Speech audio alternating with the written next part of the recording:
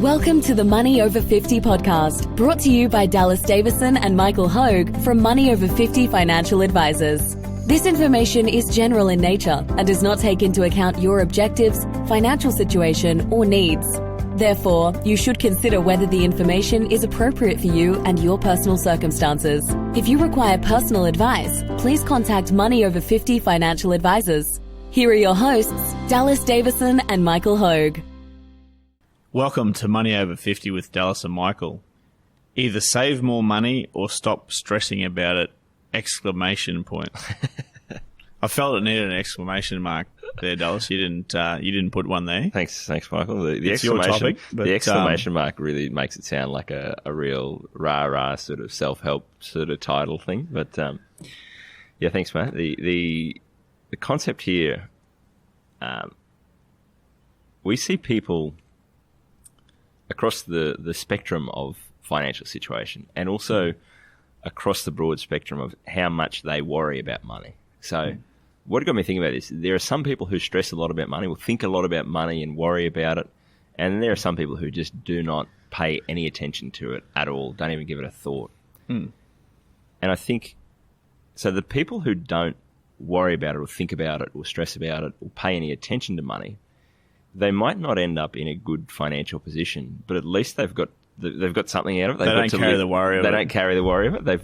They've managed to get, again, we've talked about this in the extreme of, if you started work at 20 and you just spend everything you earned through till you're 65, and then you didn't have enough money in your super and you ran out in 5 years, you'd get to 70 and then all of a sudden you'd have a lot of stress about it, or maybe you would, maybe you wouldn't, but at least you've got from 20 through to 70 with stress-free life.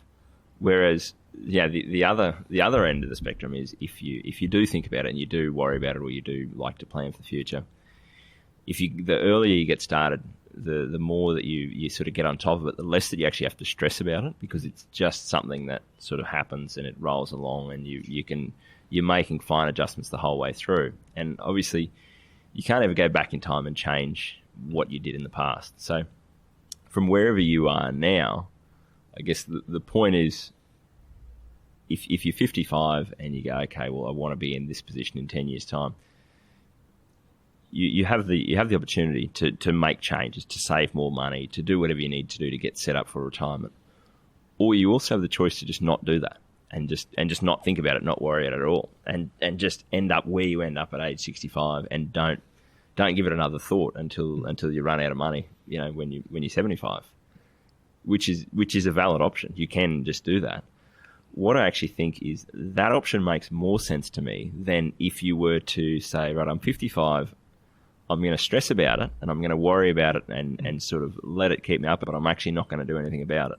Because if you do that, you get the worst of both worlds. You don't actually end up in a better position. So you're not reducing your stress in the future, but you're not even getting to live stress-free and worry-free and enjoy it now. You kind of are, you're sort of at this middle point where you're not getting any of the benefits of either of those strategies. And we joke about it, don't we? We say maybe the first class of person, the person that never thinks about money and just spends money willy-nilly, maybe they've got it all worked out. Right. Maybe that's the answer. That's exactly it's not right. Our answer, no, of course. And if you're listening, it's probably it's probably not your answer either. Yeah. And we don't think it's the right answer. No. However, it does. What you're saying is that you're in no man's land if you're in the middle here. Yeah. If you're thinking about if you're stressing about it and you think, I should be saving more, but you're not actually doing that, or you're not putting money into your superannuation fund, if you're not actually doing that, you're better off being at either end of that extreme where you're not doing it, so don't stress about it, don't give it another thought.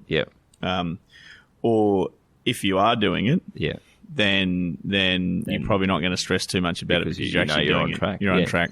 I mean, the best analogy that I think of with this is our weight. So I'd say probably most people think about their weight or their diet or their health, and are they doing what they need to be doing?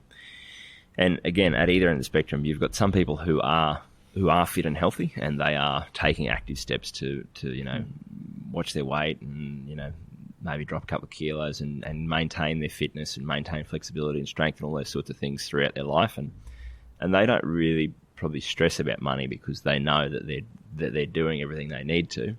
And then you get the other people who just eat, drink, and be merry and have a fat old time. And again, they're probably, they might not be the healthiest over the long term, but at least they get to enjoy the finer things in life while they're on the way through. The middle ground is, if you're someone who wants to eat and drink and do these things, but then every time you do it, you feel guilty about it, and you don't actually enjoy it, and you don't, you eat food that you probably shouldn't, and then feel guilty about it for 2 days, but then eat something else that you probably shouldn't. That's again that same sort of analysis. It's really how you think about these things that makes a big difference. If you are, if you're going to try and if you're going to not make that difference or make that changes over the course of your life, then just lean into it and just go, okay, well, I'm just going to enjoy myself. And if I put on some weight, I put on some weight, and that's kind of okay. And I think, the health one is interesting because you'd probably find that the people who just don't stress about it probably have better health outcomes than the person who still does all the eating and drinking, but then stresses about it because they've also got the extra physical, the burden of the stressing about it. Yeah, like valid points again. You're a deep thinker about some of these things. Like, this would never occur to me to. Well, I think there's I see it in a lot of things in our life where, and we've talked about this before, where everyone, I read this once about psychologists. People go to a psychologist and they either need to be loosened or tightened. All the psychology boils down to those two things. And I might have completely made that up, but it sounds good to me. And I think the same thing applies to people going to their financial advisor, where I don't know what the percentage is, but a portion of people come to us and they sort of need to be switched on a bit and said, hey, like, you need to be saving more. You're not doing enough. You need to, and every 6 months the conversation is often us saying, hey, you need to be doing more, you need to be doing more. But there's another class of people that constantly feel as though they should be saving more. And I think I'm definitely in this category of I probably worry more about money and about the future than what I should. And it's still, it's kind of those things where just because you've ticked the box of doing, there's sort of two parts to the puzzle. There's doing the things that you need to do, and then there's your mindset around that, and making sure that if you're doing everything that you need to do, then that's fine. You can really switch off and enjoy it then. And that's, I think, a big part of... You should. Yeah, that's right. What we try and do with people, and you would have had this conversation with a lot of people where they're putting enough. We've calculated, they need to put $600 a fortnight into super or pay this much off their home loan or whatever, and they're chugging along and doing it on their ear, and they've been doing it for 3 years, and they're on track, and everything's ticking a box. And I think there's some, whether it's Catholic guilt or something that kicks in, where people go, yeah, I feel like I should be saving more money. And you look, and from our end, we're looking at the numbers going, hey, you bang on track. You're doing everything that you said you're on track to be where you said you needed to be. You're doing everything you need to. Whatever's left over, just enjoy yourself. Go and spend that money, but do it sort of guilt free. So it's kind of one of those things where even for people that are saving the amount of money that they need to, that are doing all the things they need to, I think there's still a component where it's easy to get caught up into stressing about it, because that's a habit that you've built up over a lot of years, is stressing about money. But I think that probably takes a psychologist more than me to understand how to explain to those people that you're doing everything you need to. It's all on track. And I think we give those people a lot of peace of mind just from their regular reviews with them, saying, hey, you're doing, everything's going on great, thumbs up, just keep doing what you're doing. I think it's a relief for those people, because they don't then feel like they probably should be doing more. But for the other people, where we're saying, hey, you need to be saving more money, or you need to, you probably should be doing this rather than this, they've really got a choice to make there of either do what we recommend, or do what they know they probably need to do, or just decide that, okay, well, we're not going to be where we need to be in future, but there's just no point stressing about it, because we're not willing to do the things now to make those changes. But yeah, like we've said, we often joke about that. Those people who aren't doing what we think they should be doing, maybe they're right. Maybe they're going to be happier and more stress free than us over the next 40 years. But I know for a fact that I couldn't do it. So I couldn't just choose to not think about the future and not worry about where I'm going to be or plan. So if I decided, I'm just not going to think about it, it just wouldn't work. I'm going to think about it anyway. So I might as well have a plan, have a process that I follow. This is how much I save. This is how I do it. And that way, any time that I find myself starting to stress about it or starting to worry about it, I can just switch that off a bit and say, well, I know that I'm on track. I know that I'm doing what I need to do. And I think, like you said, if you're listening to a podcast about retirement planning, you probably are in that category. You're not going to be able to just switch off. So if that's the case, you might as well come up with a plan, stick to it, do what you need to do, so that then at least the other 364 days of the year, when you're not thinking about your retirement plan, you can try and just not pay any attention to it and just not stress about it. Yeah, look, it's a good point, and for me, one of the most dissatisfying things that I see is wasted potential. What I refer to as wasted potential, and that's people on what's perceived to be quite good incomes, and they're not putting anything away, they're not putting away as much as they should be. Yeah. Look, I'm all for the balance in life, and I'm all for putting money away for the future, but spending some now as well and having a good time now. But you see some people that just waste their potential, and that's what worries me about money is wasted potential. I would hate to look back over the course of any period of time for my own finances and say I've wasted some potential there.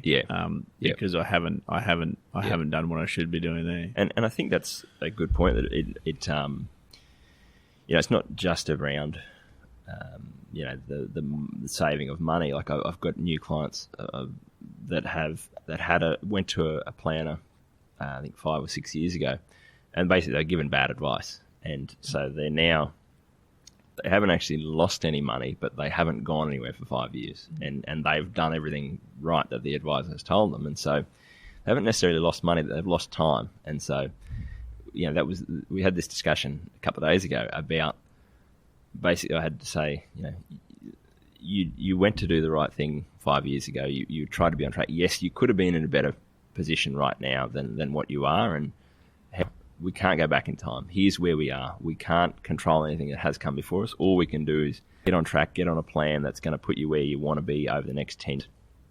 And for them, they are able to do all that. So, but it was really interesting as a couple. The husband had struggled to put it out of his mind. And it's only now that we've got a plan and that they're going to be progressing to where they need to be that he's able to go, okay, well, I'll just put that behind me. I'll stop stressing about that. I'll stop worrying about me because I know that I'm doing what I need to do now. Whereas it was causing him a fair bit of stress over the last 5 years because he wasn't sure am I on track? Am I not? Should I be doing more? Should I be doing less? My advisor's not really giving me the information that I need. So it was an interesting window into that where we haven't actually really changed anything yet, but already his peace of mind is much higher because he knows that there is a clear pathway, a clear progression. Yep. In wrapping up, for all of our listeners out there, we'll just also remind you that you can bring forward one of your own topics, or if you want us to speak about anything in particular. If you're thinking, this Dallas bloke always comes up with these weird out there things about psychology of money and all these odd, like, I just want nuts and bolts. Talk about this thing. Email us and let us know. Email us at podcast@mo50.com.au. We'd be certainly happy to hear from you. Yeah. We have had some listener questions. We really enjoy those. Yeah. So if there is any topic that you want us to discuss, when you get a listener question, there's at least one person who really likes that, who really is going to listen to that episode. So you've got a guaranteed audience of one. And while we're on the topic of listeners, our listener number's been growing, and we thank you all for your support. We love doing this podcast. We've always said that one listener, if there was one listener, then we would still do this podcast because we enjoy it. We have many, many more than that, and the numbers are growing, but we really, really want to get the word out there. So if you could please leave us a review on your podcast app, the quick way to do it is just click on 5-star and then submit, and then that really helps us get in front of more people. Thanks for listening. Thank you for listening to the Money Over 50 podcast with Money Over 50 Financial Advisors. We look forward to catching up again soon.